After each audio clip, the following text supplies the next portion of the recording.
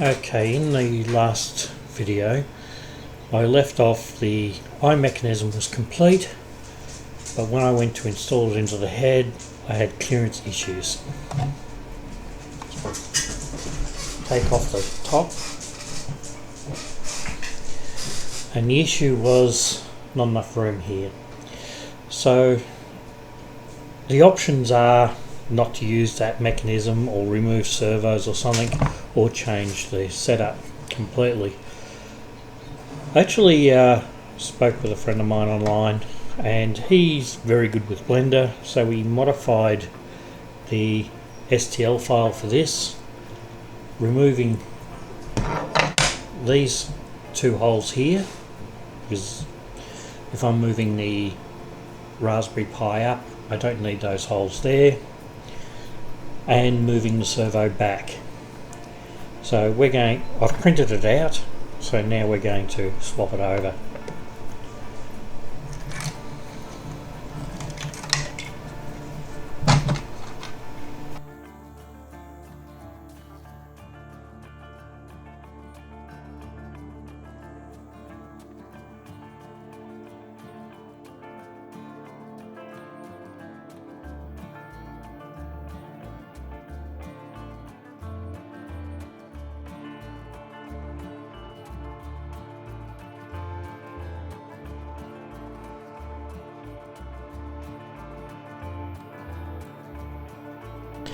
Okay, so that's that part out.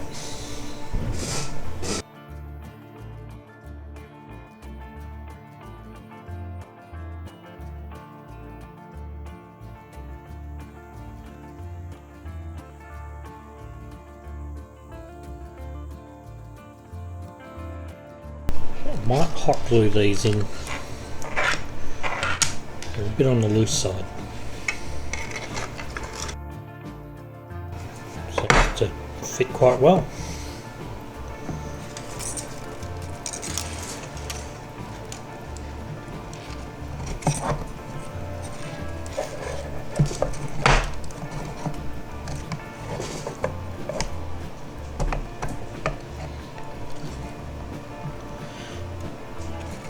And that looks good clearance wise.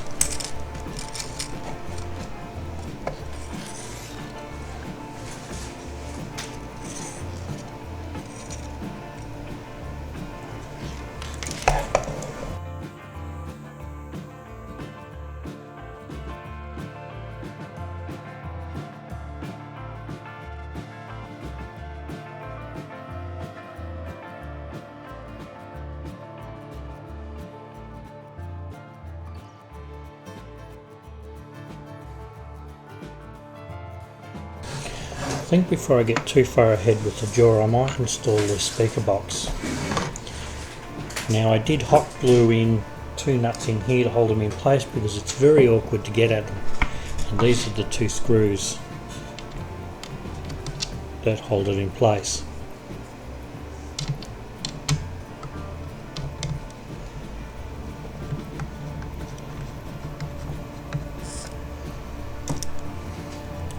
I'll cover the speaker mounting when I do the I2S video.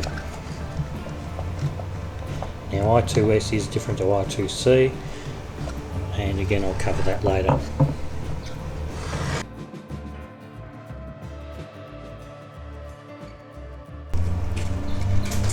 That looks good. Now I will probably have to route all of the wires to this side if I put the I2C 16 channel servo driver on this side.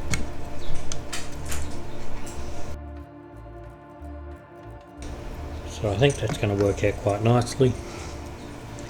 I might have to put a little bit more support in the back to hold it.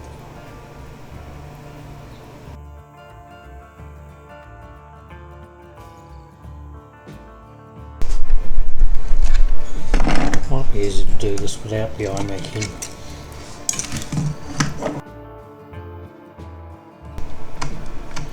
Actually, that's got better clearance on the jaw too.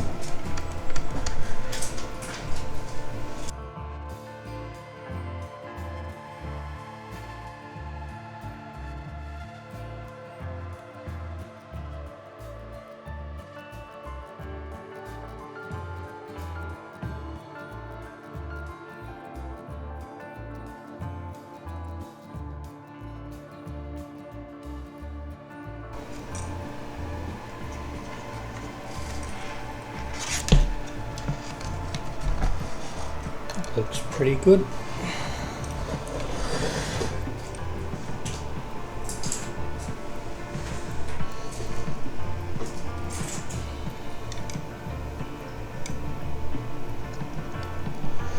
So I think I'll go and get some very small cable ties to try and get these cables out of the way of everything else that moves. A little bit of cable management.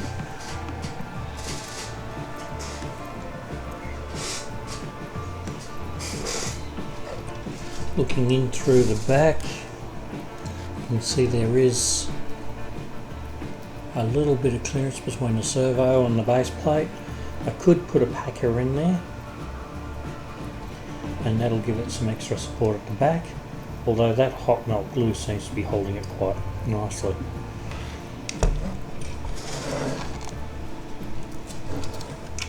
Alright, I'll go and find some cable ties. Okay, I found a heap of, these are the smallest cable ties I've got.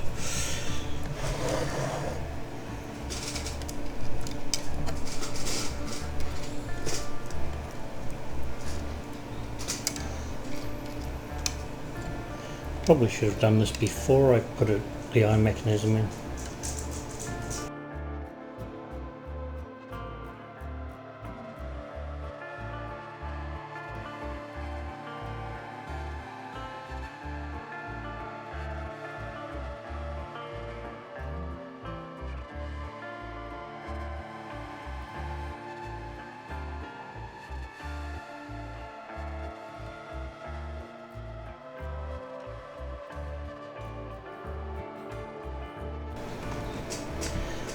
Okay, time to test which servo wire is which.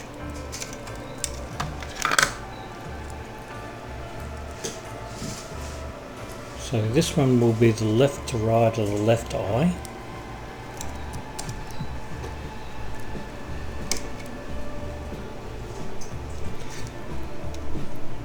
And the rest I'm not sure.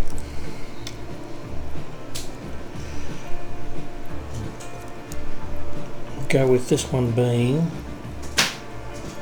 the up and down of the right eye, and that's just based on the positioning.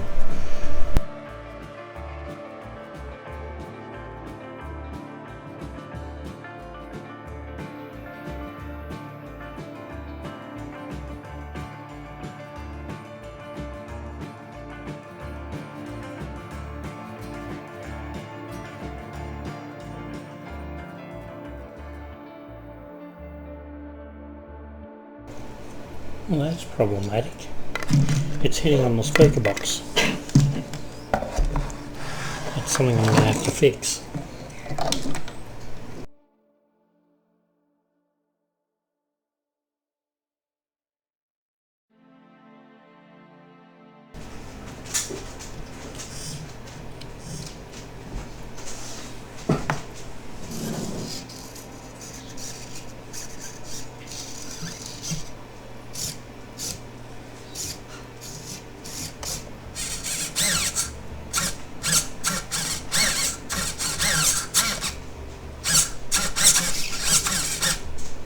Okay, so they work. I haven't tested the head rotate servo. I'm reasonably certain it's going to work because it worked on the other frame and the back section of the frame wasn't changed. So the next thing I've got to do is actually install the electronics that will be driving it in the future. That's the Raspberry Pi, the AI hat module. I haven't got one sitting on the bench, but there's also a PCA 9685 16-channel servo driver to go in, and I need to try and figure out where I'm going to mount two of these. One to power the Raspberry Pi and AI board, and one to power the servo driver and all the servos. Because this is a translucent head and case, there's nothing stopping me from putting some LEDs and wiring them back to the 16-channel servo driver. Now, it's not just the 16-channel servo driver. while it's named that by Adafruit, is actually just a pulse width modulated output, and we use a very small portion of its output waveform to actually drive servos. You can actually use a whole lot and drive LEDs with their brightness using PWM. So that's something I will look to doing to drive LEDs into the future. But for now, I'm going to call this part of the head build as working.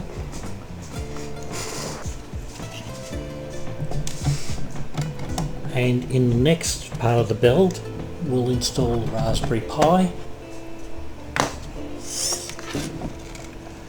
and then we'll look at programming the Raspberry Pi.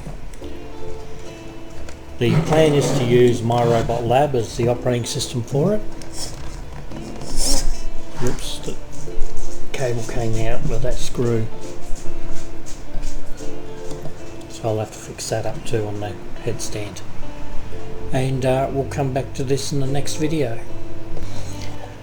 Don't forget to subscribe, click on the like, ring that notification bell, and if you want to help me produce more of these videos, I also have a Patreon account that you can subscribe to. All the links will be in the description, along with links to the replacement neck holder redesigned. Now that was originally a Richard Tracy redesign of a monnerby. Actually no, it was a Dix redesign of a monnerby redesign from the original. So this latest redesign was actually done by Alexinator 40, and he's actually doing a complete redesign of the heads, particularly the internals, which he's calling the advanced head. It's not yet released at the time of recording, but we may have to look at building that when he does eventually release it. So I'll put links in the description for that file part as well. So we'll see you in the next video.